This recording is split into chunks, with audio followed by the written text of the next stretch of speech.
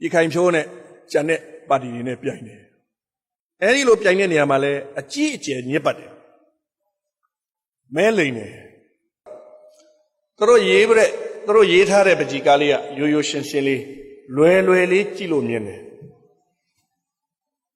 လွတ်တော်မှာအမြဲတမ်းစစ်တပ်က25ရာနှုန်းပါမယ်ကာကွယ်ရေးဦးစီးချုပ်ကခတ်နဲ့လွတ်တော်အမှတ်25ရာနှုန်းဟာအမြဲတမ်းပါမယ်အရွေးမခံဘူးကျန်တဲ့85ရာနှုန်းကိုရွေးကောက်တင်မြောက်မယ်ဟုတ်ပြီအဲ့တော့ကျန်တဲ့85ရာနှုန်းရွေးကောက်တင်မြောက်ရင်ပြည်ခိုင်ဖြိုးဟလားပြည်တော်စုကြံ့ခိုင်ရေးနဲ့ဖွံ့ဖြိုးရေးပါတီလို့နာမည်ပြောင်းလိုက်တဲ့အရင်ကအသင်းပေါ့လေအဲ့ဒီပြည်ခိုင်ဖြိုးဆိုတာတမတော်သားတွေနဲ့ဖွဲ့စည်းထားတဲ့ပါတီပါပဲအဲ့ဒီပြည်ခိုင်ဖြိုးပါတီကလက်ရှိအာဏာရှိတဲ့တမတော်ကဖွဲ့စည်းပေးထားတဲ့ပါတီဆိုတော့အာဏာရှိတဲ့ပါတီပေါ့ပိုက်ဆံကလည်းအရန်ချမ်းသာတဲ့ပါတီပေါ့တမတော်ကလည်းသူ့နောက်မှာ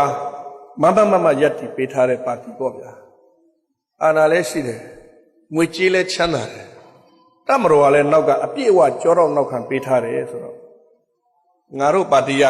85ရာခိုင်နှုန်းထဲမှာ26ရာနှုန်းလောက်ကတော့မရဘူးလားအသာလေးရတာပေါ့ဒီလိုတွေးထင်းပြီးတော့မှအဲ့ဒီယုံကြည်ချက်နဲ့ဒီပချီကားအသစ်ကို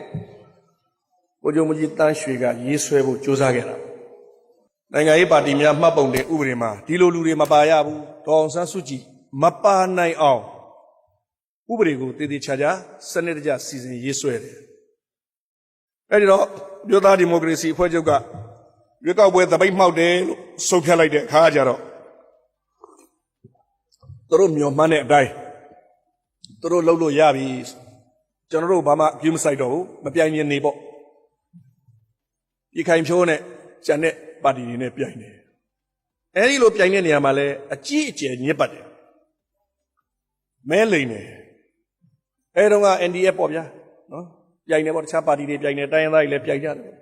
ပြိုင်တဲ့အခါမှာနေရာတော်များပါနိုင်ငံသားတွေဟာပြည်သူတွေဟာပြည်ခိုင်ဖြိုးကိုမဲမပေးဘူးကျန်တဲ့အတိုက်ခံအုပ်စုတွေကိုမဲပေးတယ်ဒါပေမဲ့လို့အဲ့ဒီရွေးကောက်ပွဲမှာခင်ဗျားတို့သိတဲ့အတိုင်းကြိုတင်မဲဆိုပြီးတော့နောက်မှရောက်လာတဲ့ကြိုတင်မဲတွေနဲ့သူတို့အနိုင်ယူသွားတယ်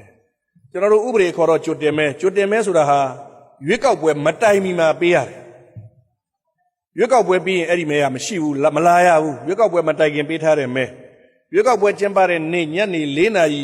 မဲရည်တဲ့အချိန်မှာထည့်ရည်လို့ရတယ်4နာရီနောက်ပိုင်းရောက်လာရင်အဲ့ဒီမဲကမရည်ရဘူးရည်တယ်ခင်ဗျာတောင်ဥက္ကလာမှာဥအောင်သိန်းလင်းနဲ့ပြိုင်နေနောက်တနေ့မနေ့3နာရီခွဲအထိရည်တော့တထုပ်ပြီးတထုပ်ရောက်လာတဲ့ကြိုတင်မဲတွေ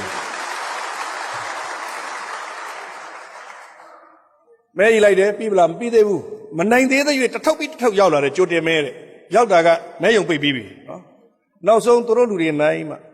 ပြီးသွားပြီတဲ့သူတို့လူနိုင်သွားပြီဒီတိုင်းပဲနေရာတော်များမှာဒါရန်ကုန်မှာဆို2နေရာတိတ်ထင်ရှားတဲ့2နေရာမင်္ဂလာတောင်ကျော့မှာဥတုဝင်နဲ့ပြန်ကြားရေးဝန်ကြီးဖြစ်တဲ့ဦးအောင်ကြည်ပြိုင်တာဒီလိုပဲအဲ့ဒါလည်းတနာကြီးခွဲကြမှာဦးအောင်ကြည်နိုင်တော့မှပြီးပြီဆိုရက်သွားတယ်သူတို့လူမနိုင်မချင်းတထုပ်ပြီးတထုပ်မဲတွေကထထရောက်လာတယ်ကြိုတင်မဲတဲ့ပြောတာရွေးကောက်ပွဲကပြီးသွားပြီ